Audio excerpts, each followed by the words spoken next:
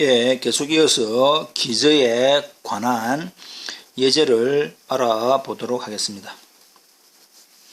x가 a, b, c이고 주어져 있는 x에 관계되는 토폴로지는 디스크리트 토폴로지라고 했을 때 주어져 있는 배1은 집합 AB, 집합 BC로 구성되어 있는 집합쪽 서브 패밀리, 배2는 집합 A, 집합 B로 모여있는 집합족이라고 한다면 주어져 있는 배1은 이산, 위상에 대한 베이스가 되지 않는다. 배2도 이산, 위상에 대한 베이스가 되지 않는다. 왜냐? 다시 한 번 더 베이스가 되려고 한다면 주어져 있는 디스크리트 토폴로지의 오픈셋 각각에 대해서 그 오픈셋들이 주어져 있는 각각 배1, 배2의 임의계의 합집합으로 표현 가능하면 베이스, 그렇지 않으면 베이스가 되지 않는다. 그 뜻이지요. 그래서 첫 번째 배1이 이산, 위상에 대한 베이스가 되지 않음을 보여봅시다. 이산, 위상에서는 집합 B는 오픈셋이다. 그럼 이 오픈셋을 집합 B라고 하는 오픈셋을 디스크리트에서의 오픈셋을 배1의 원소 한 개든 두 개든 세 개든 네 개든 그에 대한 임의계의 합집합으로 표현 가능하나 한 개의 합집합 또는 두 개의 합집합 또는 세 개의 합집합 네 개의 합집합으로 표현 가능하나? 아니요. 그러므로 배1이라고 하는 것은 이산, 위상, S의 베이스가 되지 않는다. 마찬가지로 배2에 대해서는 C라고 하는 디스크리트 위상에 대한 오픈셋에 대하여 역시 배2의 원소 한 개를 하든 연계를 하든 한 개를 하든 두 개를 하든 세 개를 하든 그것들에 대한 임의계의 합집합으로서 성립되는 게 있나? 성립할 수 있나? 아니요. 그래서 결과적으로 배2 이런 형태의 집합쪽은 디스크리트 토폴로지 이산, 위상, S의 베이스가 되지 못한다. 이렇게 됩니다. 이해되고 있지요? 넘어가 봅시다. 이제 집합 X에 위상이 주어지지 않았을 때 우리가 이전까지는 토폴로지가 주어졌으니까 그것에 대한 오픈셋이 누구다 알고 있고 그 오픈셋이 베이스라고 주장하고 싶은 그 집합쪽의 임의계의 합집합으로 표현 가능한지를 살펴보았다 이 말이야. 근데 지금은 위상이 없습니다. 그럼 오픈셋이 누군지 몰라. X에 위상이 주어지지 않았을 때 하나의 위상을 생성할 수 있는 기저의 조건은 무엇일까? 라고 하는 의문이 생긴다. 당연히 생기지요. 일반적으로 X의 부분집합들의 적당한 모임, 배가 항상 위상을 생성하는 것은 아니다. 예를 들면 X라고 하는 전체 집합은 어떠한 위상이 주어져도 우리가 인디스크리트 또는 일반적인 토폴로지 또는 디스크리트 토폴로지까지 아무거나 어떠한 위상이 주어져도 개집합이지요. 왜냐? 어떠한 위상 안에는 무조건 전체 집합하고 공집합은 무조건 들어가야 된다 이 말이야. 따라서 X는 개집합이므로 그 개집합 X는 배의 원소들에 대한 임의계의 합집합으로 나타낼 수 있어야 한다. 첫 번째 조건이 이거다 이 말이야. 그래서 일반적으로 X의 부분 집합들에 대한 적당한 모임 배가 항상 X 위상을 생성하는 것은 아니다. 가장 기본적으로 가장 먼저 되어야 될 것은 X라고 하는 이 집합이 배의 원소들에 대한 임의의 합집합으로 나타낼 수 있어야 된다라고 하는 전제 조건이 들어가야 되겠다 이 말이죠. 자, 그렇다면 예제 X가 ABC이고 배1이 집합 AB, 집합 BC, 배2가 집합 AB, B, BC라고 하는 X의 서브 패밀리에 대하여 주어져 있는 배1이 베이스인지 아닌지를 알아보자. 그러면 베이스 주어져 있는 배1의 원소 BI 이것도 될 수 있고 이것도 될 수 있죠. 하여튼 BI 배1의 원소 BI에 대한 임의계 0개, 1개, 2개, 3개, 4개 땡땡땡땡 임의계의 합집합으로 표현되는 U를 모아놓은 것이 토폴로지가 되는지 안 되는지를 알아봐야 된다 이 말입니다. 그럼 실제적으로 배1의 원소 BI들에 대한 임의계의 합집합을 직접 해보니까 이거는 0개의 합집합, 1개의 합집합,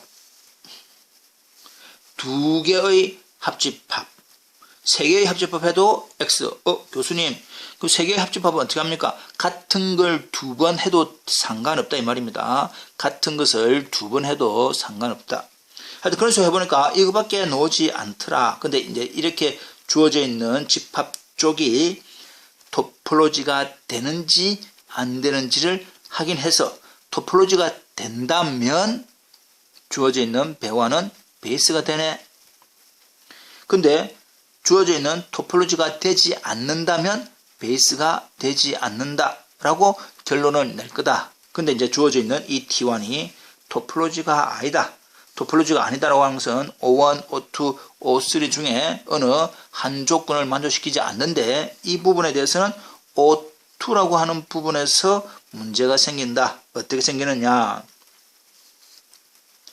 AB, BC, T1의 원소 U1개의 교집합을 해도 T1의 원소가 되는지 안 되는지 확인에 따라서 토폴로지냐 토폴로지가 되지 않느냐 그렇게 결정을 할 거다. 근데 교집합을 한 집합 B는 T1의 원소입니까? 아니요. 그래서 O2가 성립하지 않으므로 토폴로지가 아니다. 토폴로지가 아니므로 주어져 있는 배는 주어져 있는 X의 어떤 한 위상의 베이스가 되지 못한다. 그렇게 됩니다. 네. 그럼 뭐 배2에 의해서 만들어지는 토폴로지 역시 0개의 합집합하면 공집합, 1개의 합집합, 이거 1개의 합집합, 이거 1개의 합집합, 2개의 합집합하니까 AB, 이렇게 또 2개 하니까 X, 또 이렇게 2개 하니까 또 BC, 3개, 4개 하든자 이거밖에 모양이 안 논다. 그럼 주어져 있는 이 집합 쪽은 토폴로지가 되느냐? Yes. O1 성립합니다. O2 성립합니다. O3 성립합니다. 그래서 토폴로지가 되네. 토폴로지가 된다라고 하는 것은 이 배2는 X의 어떤 한 위상의 기저가 된다. 이 말입니다. 이해됐죠? 예. 넘어가 봅시다.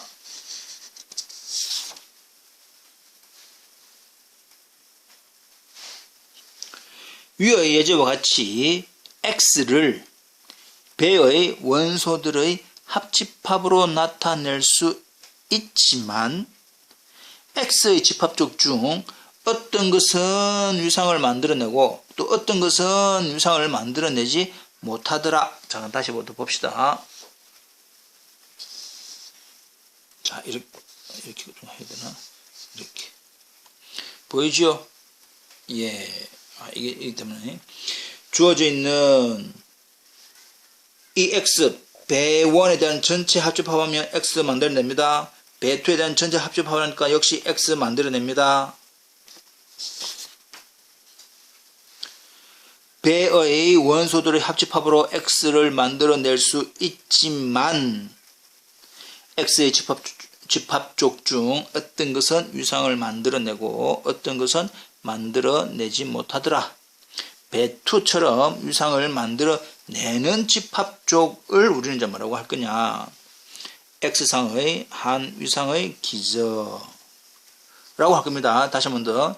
지금 여기에 주어져 있는 이 x에는 위상이 안 주어졌다. 위상이 없는 상태에서 배2처럼 위상을 만들어내는 집합족을 x상의 한 위상의 기저라고 한다. 이 말입니다. 이해되고 있지요? 자, 그러면 x의 부분 집합족 배가 어떤 조건을 만족하면, 좀 중요한 것이 이제 배가 어떤 조건을 만족하면 x상의 한 위상을 만들어내는지 알아보자. 한 위상을 만들어낸다는 것은 결국 배가 기저가 된다 이 말이죠. 그래서 이제 우리가 앞으로는 기저가 될 조건을 찾는 거다. 만일 우리가 위상을 생성할 수 있는 기저 배의 조건을 찾는다면 집합 x에 위상을 직접 주지 않고 기저만으로 x를 위상 공간화할 수 있으므로 매우 편리하다고 할 수 있다. 그러니까 우리가 이전까지는 x에 토폴로지가 주어지고 나서 그것이 베이스가 되는지 안 되는지 살펴보았는데 지금은 집합만 주어지고 배라고 하는 이제 기저 조건을 만족하는 배만 주면 굳이 토폴로지가 없어도 그것을 우리가 토폴로지를 만들 수 있으니까 결국 그 기저 배에 대해서만 여러 가지 조사를 하면 된다. 그 뜻입니다. 그래서 다시 한 번 더 정의하기를 주어져 있는 배를 x의 그냥 서브 패밀리 x에 대한 임의의 부분 집합족이라고 하고 그 배를 x의 어느 한 위상, 어느 한 위상의 기저가 되기 위해서는 그 배의 원소 bi의 임의계의 합집합으로 나타나는 집합들로 모아난 어떤 집합족 T가 뭐가 되면 토폴로지가 된다면 이 배를 X의 어느 한 위상의 기저라고 이야기를 하겠다 이 말입니다. 이해됐죠? 지금은 위상이 없는데 그 배가 X에 대해서 어떤 한 위상의 기저가 되기 위해서는 그 배의 원소 bi에 대한 임의계의 합집합으로 모아난 집합족이 토폴로지가 될 때 우리는 그 주어져 있는 배를 X의 한 위상의 기저라고 이야기를 하겠다 이 말입니다. 예, 복습 부탁드립니다.